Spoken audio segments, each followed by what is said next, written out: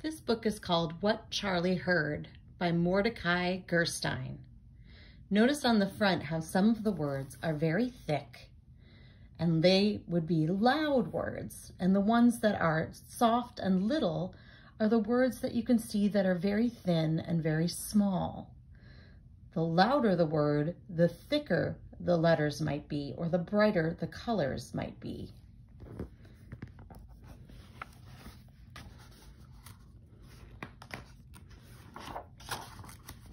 What Charlie Heard. Caw, caw.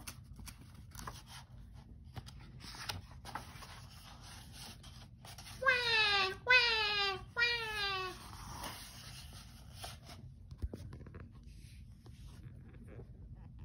Charles Ives was born with his ears wide open.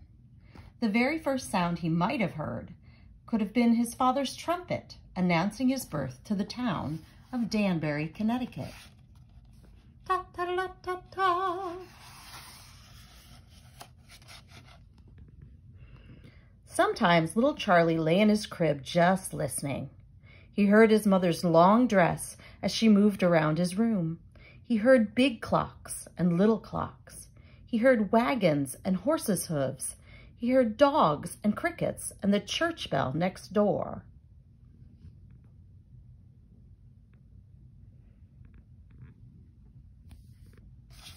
He heard his father play the trumpet, the piano, and the violin.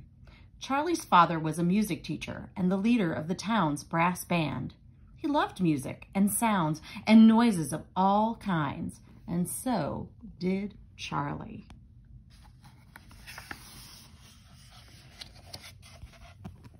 When Charlie's brother was born, his house became so noisy that his father practiced his fiddle in the barn.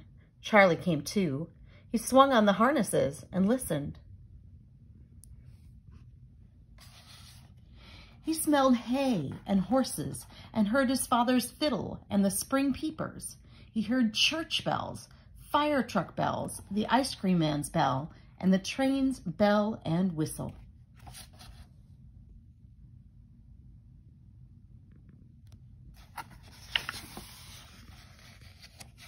On the 4th of July, Charlie rode on the float. He heard fireworks and his father's band and the big bass drum. He heard the applause, sighs, and cheers of the crowd.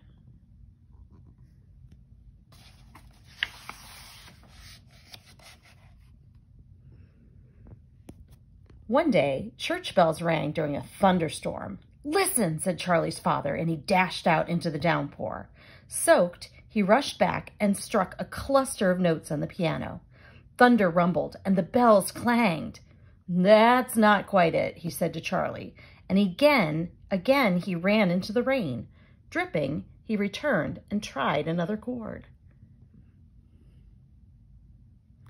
"That's closer," he said.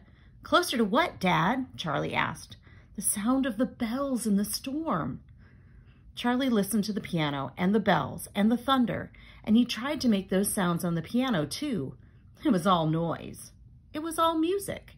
He tried to make the sound of the big bass drum. "That's good, Charlie," his father cried.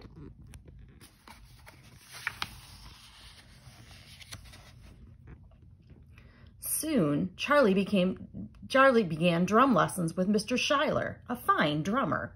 He was also the town barber.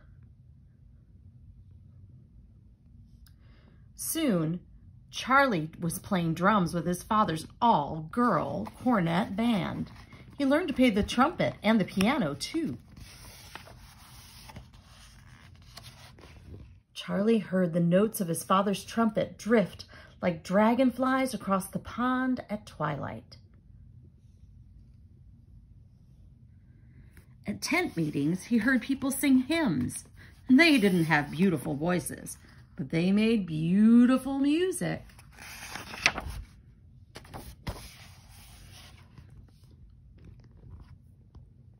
On a town holiday, Charlie's father had two bands march around the town square in opposite directions, playing different tunes. "I want to hear how it sounds," he said. He and Charlie stood in the middle and enjoyed the wonderful racket.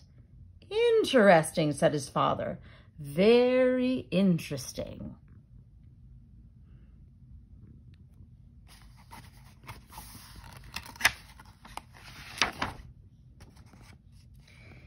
In the summer heat, Charlie heard the bat hit the ball he had just pitched. He heard his heart beat as he ran for it. When the ball hit his glove, he heard the cheering crowd. Later, he heard his mother say, "Charlie, be careful of your hands. You have to play the organ in church tomorrow."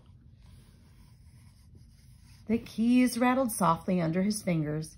He heard the organ sigh and trumpet and chorus as the music of Bach vibrated in the great pipes. His heart sang along as it did to the sound of bat hitting horsehide or the concussion of rockets and his father's brass band parading and playing on the 4th of July. It was all noise, and music was glorious noise.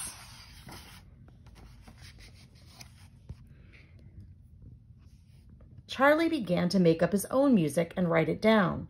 He wrote songs, dances, and organ pieces. "This is good music, Charlie," said his father. He wrote marches, fierce, happy ones, that his father's band played, sad ones to play for pets that had died. He wrote music all through high school.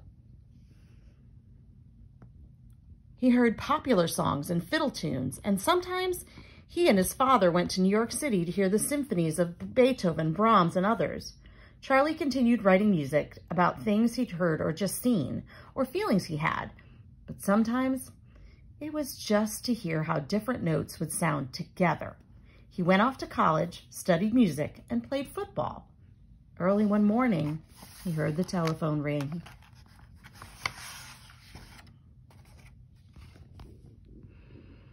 He heard his mother's voice. "Charlie," she said, "last night your father died." Charlie heard a great silence.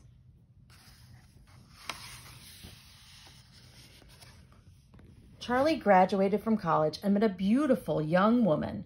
He felt shy with her. They took long walks in the mountains together.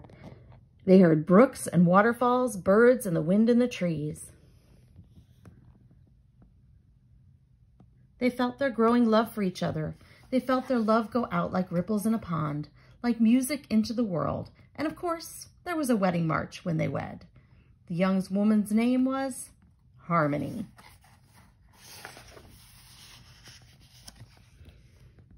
Charlie started an insurance company. He worked hard at it, and he was very successful.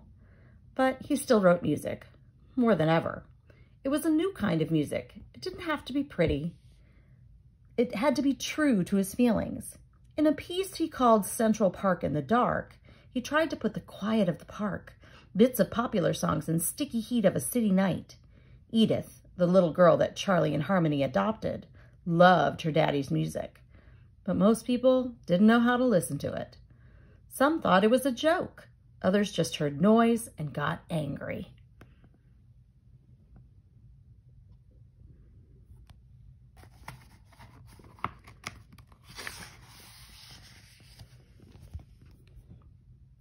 Charlie wrote music on the train to and from work. He heard his father's fiddle and the sound of the wheels. He recalled the day that two bands played different tunes at the same time. He wrote a piece about it, full of the sound and the joy of that day. Through the years, he wrote songs, chamber pieces, and symphonies, all full of the sounds that had filled his life and his heart. He sent his music to musicians and orchestras everywhere, but no one would play it, and so no one heard it.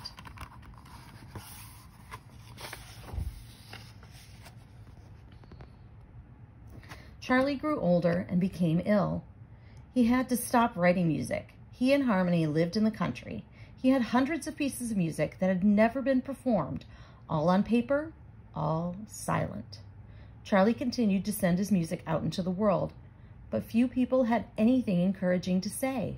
If only they would open their ears, he said to Harmony. They might open their hearts.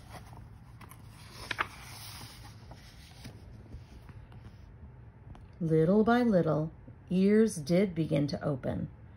A young pianist performed and recorded some of his music. The Boston Symphony played some of his pieces, and so did a famous violinist. More musicians played his music. More people heard it. Why, this music is just like Charlie, said the people who knew him. His music won a very important prize.